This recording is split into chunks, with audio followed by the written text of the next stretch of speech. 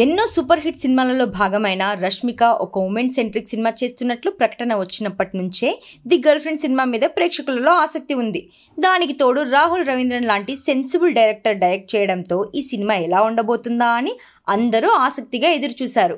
దానికి తోడు ప్రమోషన్స్లో రష్మిక సహా రాహుల్ రవీంద్రన్ చేసిన కొన్ని వ్యాఖ్యలు సినిమా ఎలా ఉండబోతుందా అనే ఆసక్తిని రెట్టింపు చేశాయి. మరి ఈ సినిమా ఎలా ఉంది, ప్రేక్షకులను ఎంతవరకు ఆకట్టుకుంది అనేది ఇప్పుడు రివ్యూలో చూద్దాం. భూమాదేవి అంటే రష్మిక విజయవాడలో పుట్టి పెరిగిన ఒక సామాన్యమైన మధ్యతరగతి అమ్మాయి. తండ్రి రావు రమేష్ గారు. పెంపకంలో తల్లి లేని పిల్లగా ఎన్నో ఇబ్బందులు పడి ఆమె చదువుల కోసం హైదరాబాద్ వచ్చింది. అలాంటి ఆమెకు హైదరాబాద్ వాతావరణం కొత్తగా అనిపిస్తుంది. అసలు తన ధ్యాస అంతా చదువు మీదే పెట్టాలని భావించే ఆమెను మొదటి చూపులోనే ప్రేమిస్తాడు విక్రమ్ అంటే దీక్షిత్ శెట్టి. క్రమంగా ఆమెను కూడా తనను ప్రేమించేలా చేసుకుంటాడు. ముందు బాగానే ఉన్న వీరి ప్రేమ కథ విక్రమ్లోని మరో కోణాన్ని చూసిన తర్వాత హర్రర్ కథలా తోస్తుంది భూమాదేవికి. ఈ క్రమంలోనే వీరిద్దరూ ఒకే గదిలో ఉండడం భూమాదేవి తండ్రి చూస్తాడు.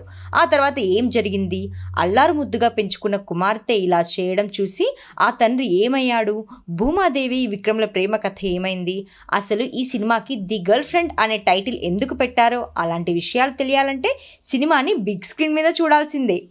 ఈ మధ్యకాలంలో వస్తున్న ప్రేమ కథలలో ఇది కూడా ఒకటిగానే అనిపిస్తుంది సినిమా చూడనంత వరకు.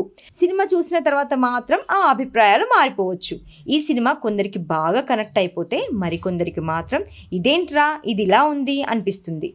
నిజానికి చెప్పాలంటే ఈ రోజుల్లో చాలా రిలేషన్షిప్స్ బ్రేకప్ స్టేజ్ దాటి వెళ్ళడం లేదు.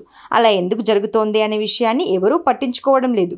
ఈ రోజుల్లో ఇదంతా కామన్ రా అని ఒక మాటతో సరిపెట్టుకుంటున్నారు. కానీ ఎన్నో ప్రేమలు పెళ్ళిళ్ళ వరకు ఎందుకు వెళ్ళడం లేదు, ఒకవేళ పెళ్ళిళ్ళ వరకు వెళ్ళినా ఆ బంధాలు ఎందుకు నిలబడటం లేదు అనే విషయం మీద పెద్దగా చర్చలు జరగడం లేదు. అంతకుమించి ఆలోచనలు కూడా వెళ్ళడం లేదు.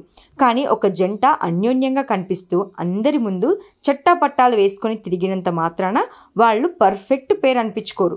ఆ అబ్బాయి దగ్గర అమ్మాయికి, అమ్మాయి దగ్గర అబ్బాయికి ఎలాంటి బెరుకు లేకుండా తనకు తానుగా నచ్చినట్టుగా నడుచుకున్న రోజున వాళ్ళని పర్ఫెక్ట్ పేర్ లేదా కపుల్ అని అనాలి. ఈ సినిమా విషయంలో ఒక టాక్సిక్ రిలేషన్షిప్ నుంచి బయటపడిన అమ్మాయి ఎక్కడో 2 టైర్ సిటీ నుంచి వచ్చి ఇక్కడ ఫాస్ట్ కల్చర్కి అలవాటు పడకుండా స్నేహితుడు తగిలించిన ప్రేమ అనే బంధాన్ని భుజాల మీద నుంచి దింపి తన జీవితం తన ఆశయం కోసం ఎలా ముందుకు వెళ్ళింది అనేది ఆసక్తికరంగా చూపించాడు దర్శకుడు. అయితే సినిమాగా చూసుకుంటే ఒక మంచి సందేశం ఇచ్చాడో అనిపించేలా ఉన్న ఈ సినిమాలో కొన్ని లాజిక్స్ మిస్ అయ్యాయి. అన్లాజికల్ అనిపిస్తుంది. సినిమాలో హీరో హీరోయిన్లు పీజీ చదువుతూ ఉంటారు. దాదాపుగా పీజీ స్థాయికి వచ్చేటప్పటికి మిగతా యువతతో పోలిస్తే వారికి మెచ్యూరిటీ లెవెల్స్ బాగుంటాయి. అలాంటి సమయంలో స్నేహితుల ప్రోత్సాహంతో ప్రేమలో పడటం లాంటి సీన్స్ కొన్ని కన్వీనియన్స్గా అనిపించవు. ఇవన్నీ ఇంటర్ కాలేజీలలో జరిగాయి అంటే అర్థం చేసుకోవచ్చు. కానీ పీజీ చదువుకునే వారికి ఇలాంటి ఒక స్టోరీ అడాప్ట్ చేయడమే కాస్త ఇబ్బందికరం అనిపించింది. అయితే ఆ విధానంలో ఆయన రాసుకున్న కథ మొగాళ్ళు అంటేనే టాక్సిక్ అనే లాంటి పరిస్థితులకు తీసుకొచ్చేసే కొన్ని సీన్స్ మాత్రం అందరికీ యోగ్యం కానివిగానే అనిపిస్తాయి. ఇక నటీనటుల విషయానికి వస్తే ఈ సినిమాలో రష్మిక ఒక పీక్ పర్ఫార్మర్ గా తనను ప్రూవ్ చేసుకోవడంలో సక్సెస్ అయింది. ఇలాంటి కథను విన్నాక రెమ్యునరేషన్ కూడా డిస్కషన్ చేయకుండానే సినిమా చేస్తున్నానని చెప్పిన రష్మిక తన పాత్రలో ఒదిగిపోయింది అనే చెప్పాలి.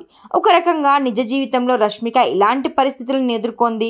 రక్షిత్ శెట్టి నుంచి ఎంగేజ్మెంట్ బ్రేక్ చేసుకొని బయటకు వచ్చాక చాలా టార్గెట్ సోషల్ మీడియా హేట్ ఆమె మీద కనిపించింది. దాన్నంతటిని దాటుకొని ఆమె బయటకు వచ్చి తనను తాను నేషనల్ క్రష్ గా చెక్కుకున్న తీరు అందరికీ గుర్తుండే ఉంటుంది.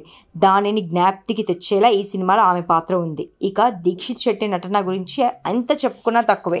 ఒక టాక్సిక్ బాయ్ ఫ్రెండ్ గా సినిమా చూస్తున్న వాళ్ళందరూ అతన్ని చాచి పెట్టి కొట్టాలి అనిపించేలా కొందరు అబ్బాయిలు తమను తాము అతనిలో చూసుకునేలా అతను నటించాడు. ఇక వీరి తర్వాత ఆ స్థాయిలో నటనకు అవకాశం దక్కింది మాత్రం రోహిణి పాత్రకే. దీక్షిత్ తల్లి పాత్రలో నటించిన ఆమె కనిపించింది ఒకే ఒక సీన్లో, కానీ తన పీక్ పర్ఫార్మెన్స్తో ఆకట్టుకుంటుంది. ఇక రావు రమేష్ నటన గురించి చెప్పేదేముంది, ఆయన కూడా కనిపించిన తక్కువ సీన్స్లోనే అద్దరగొట్టాడు. దర్శకుడు రాహుల్ రవీంద్రన్ ఒక చిన్న పాత్రలో కనిపించి ఆకట్టుకున్నాడు. ఇక ఈ సినిమా టెక్నికల్ టీం గురించి చెప్పాలంటే ముఖ్యంగా సంగీత దర్శకుడి గురించి మాట్లాడుకోవాలి. సినిమా మూడ్ క్యారీ చేయడంలో అతని సంగీతం, నేపథ్య సంగీతం సినిమాకి ప్రాణం పోసేశాయి. అలాగే సినిమాటోగ్రఫీ కూడా సినిమా మూడ్ మొత్తాన్ని ఎలివేట్ చేయడానికి బాగా ఉపయోగపడింది. రాహుల్ రవీంద్రన్ డైరెక్షన్తో పాటు రాసుకున్న డైలాగ్స్ కొన్ని ఆలోచింపచేసేలా ఉన్నాయి. నిడివి విషయంలో కూడా కంప్లైంట్స్ లేవు.